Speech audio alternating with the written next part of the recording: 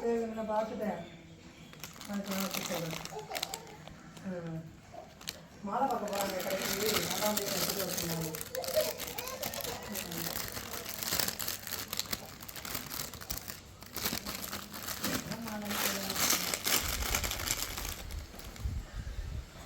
அப்பா வந்து எடுத்துக்கோங்கப்பா.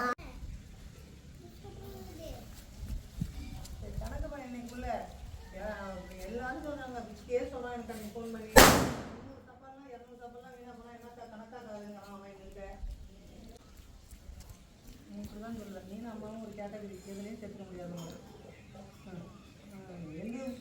எதுவுமே செய்யாதுன்னு எல்லாத்தையும் கணக்கு ஏன் கேட்டதுனால ரெஸ்ட் பண்ணி தான் 1000 சொல்லிட்டு இருக்காரு. இதான் ஒரு தெளிவாக இருக்கு.